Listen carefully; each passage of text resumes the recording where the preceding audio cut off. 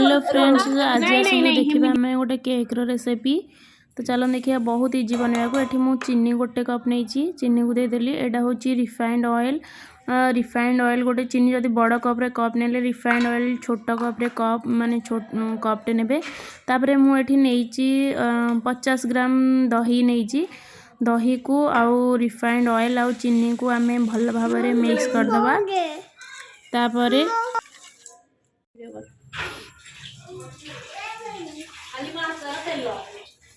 देखो ये मुझे गोटे बड़ कप्रे मैदा कप्टे नहीं।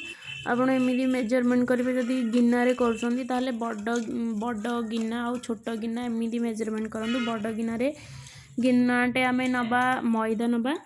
तापर ये रिफाइंड तेल आउ कि दही आठ देखो मु गोटे चामच नहीं बेकिंग सोडा, जोटा कि बेकिंग सोडा मु गोटे चामच ही पकईदेवी। तापर ये नहीं वैनिला एसेंस। वैनिला एसेंस भी मुझे गोटे छोट चामच यहाँ ऑप्शनल, आप चाहिए पकई भी पारे न पकई भी पारे। यहाँ वैनिला फ्लेवर देवाई आम केक रे मैक्सिमम पकई था, जोटा कि मुझे वैनिला केक बनाऊँगी। तो से वैनिला फ्लेवर देवाई बनाऊँगी।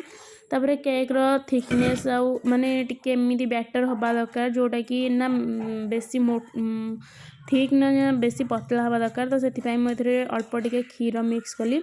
तो ये बैटर को आम ए भल भाव मिक्स करदे। भल भाव मिक्स करके आम जस्ट 5 मिनिट छाड़ीदे, जोटा कि आमर बेकिंग सोडाटा ये फुलेवाई काम कर। तो 5 मिनिट छाड़ीदे, जोटा कि आम बैटर फुली जीव जोटा कहती।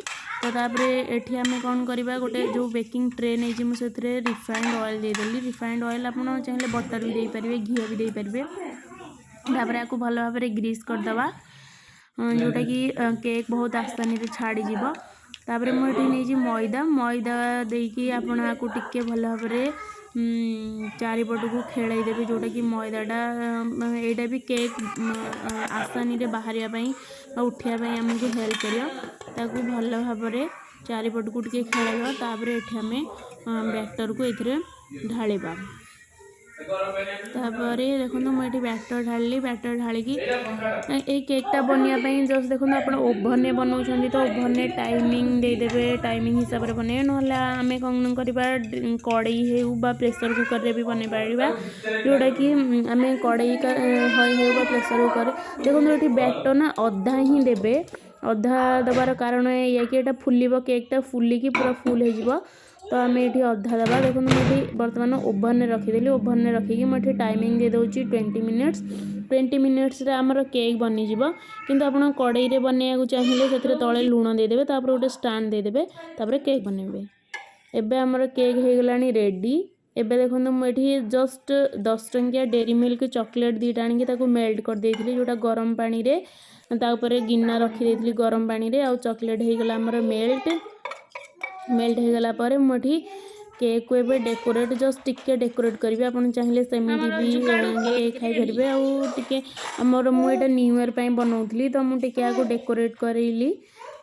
आउ देखो ये मुझे चॉकलेट लगेदेली भल भाव, जोटा कि जस्ट 2टा डेरी मिल्क रे ही होगला आमर केक बनीगला। जस्ट 2टा डेरी मिल्क आउ गोटे जेम्स जो आसूची छोट छोट जेम्स, से जेम्स रो डब्बारे मु केक को डेकोरेट करथिली। तापर देखो ये मुझे जेम्स रे डेकोरेट करुची। बहुत इजी, जस्ट आम माने आर बैटर तैयारी करने 10 मिनिट टाइम ही लगे। 10 मिनिट रे आमर घरे जो जिनस सब थाए से आम केक बहुत इजीली बनई पार। कुकर कड़ई रे बनई पार। देखो केक कितने सुंदर लगे। मोर ये केक वीडियो आपको भल लगे प्लीज लाइक करूँ। आ मो